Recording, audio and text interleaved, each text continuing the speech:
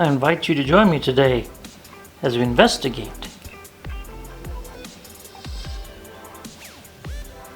the Baldwin.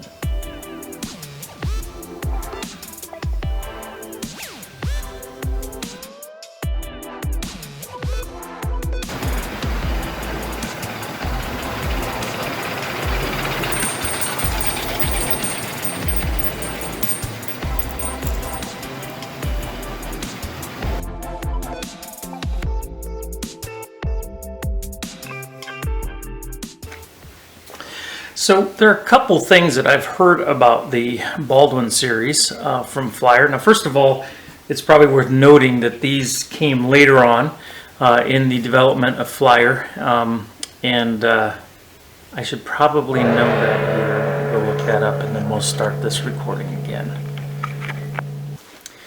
According to Doyle, the Northwestern Baldwin style Gilbert American Flyer diesel began production in 1956. Initially had a paper label or herald on the side, and that lasted through part of 57, and then in 57 through 58 they went to the painted style.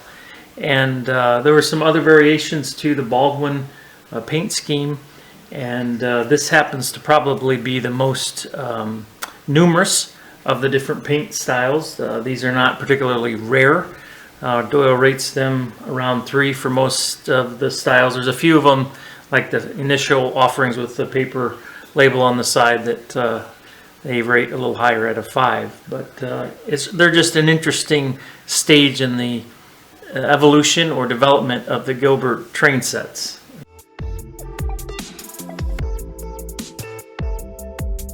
Size matters. I'm going to leave that one alone, other than to say behind me here are some size comparisons between a Baldwin and some other more commonly run engines.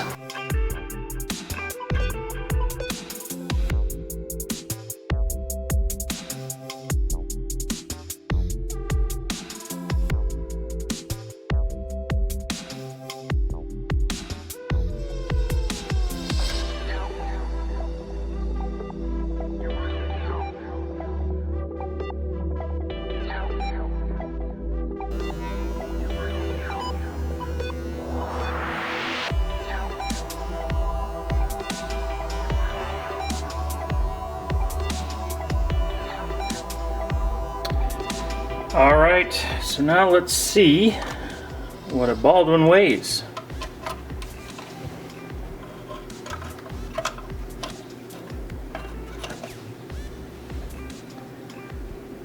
£1.14 Now, let's just compare and contrast that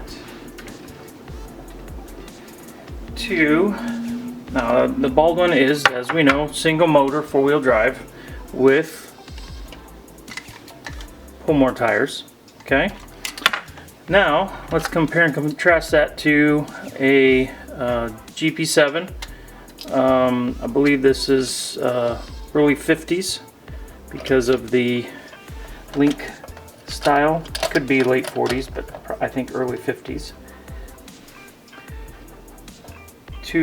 Basically 2.6 pounds, so a full almost £1.5 pounds more. The weight difference between these two is very noticeable as you pick them up, and then we'll put our lightweight back on here. So again, did Flyer do a smart thing when they put an engine that is just really lightweight and only 4-wheel drive? So another comparison that I thought might be interesting to do is to compare Baldwin and Elco. This is a current project for a customer in which they sent their Elco to a local train repair shop, and when they got it back, well, that will be another video. Pretty phenomenal what happened there. So let's just start off with basic trucks. So this is an Alco truck. This is Baldwin truck.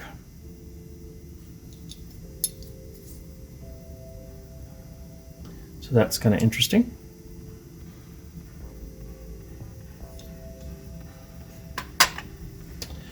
Another comparison that I thought would be interesting is the motors themselves. They're actually more similar than I would have guessed. If you would have said, hey, I bet you know, the Baldwin motor is a lot different than an Alco motor, I would have said, oh, I'm sure they are. But when we hold them up side by side,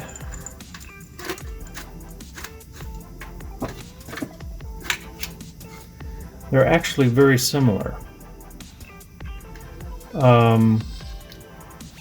I didn't anticipate that. That really surprises me. Now I know that Flyer had a habit of doing as much quote-unquote recycling as they could. In other words, rebranding, rebadging, taking existing technologies, parts, turning them into something else. Obviously that keeps overhead down. But I'm just really surprised. Now, the comment that I made, or comments that I've heard about, you know, sometimes or oftentimes, I don't know which it is, the Baldwins will overheat.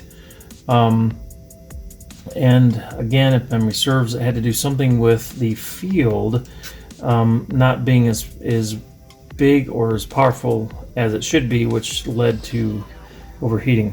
Again, if I got that wrong, please correct me.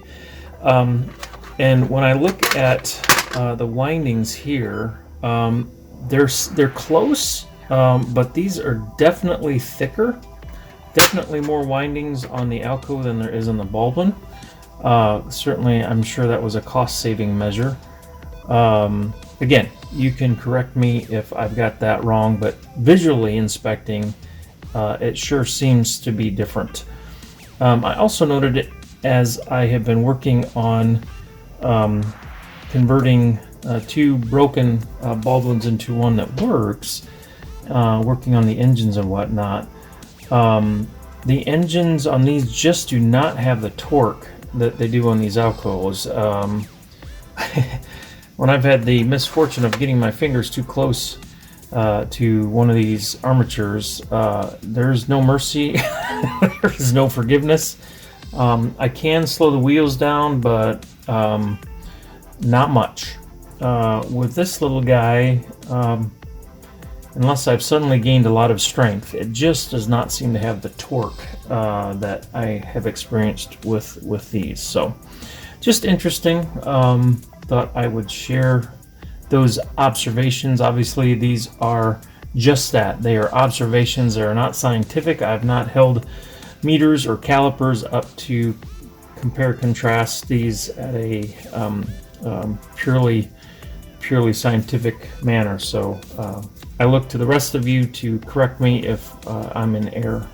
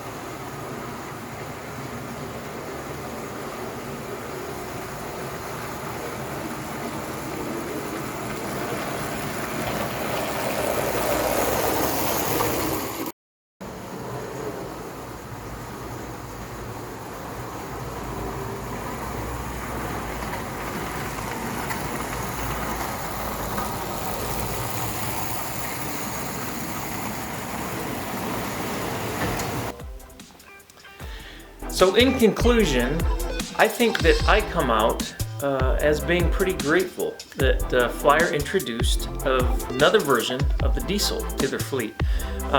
These would certainly be considered more of a lightweight, but they add variety, they certainly add color, some awesome paint jobs, and it's just something different that we didn't have before. So thank you, Flyer, for continuing to expand your offerings, and those of you that have had more experience with these, that have maybe done modifications or you name it, please let us know in the comment section. Would love to hear from you. And if you happen to be interested, or if you've happened to notice that I am wearing a new t-shirt, you can find a link for this t-shirt in the comment section of the video below. Until next time, thank you so much for stopping by. Enjoy your trains. God bless. Take care. We'll see ya.